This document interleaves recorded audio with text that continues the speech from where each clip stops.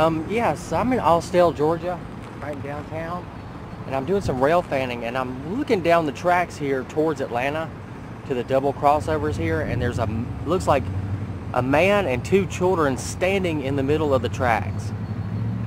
And I don't know what they're doing. It looks like they're messing around with the switch tracks out there or something, or looking at them. Yeah, it looks like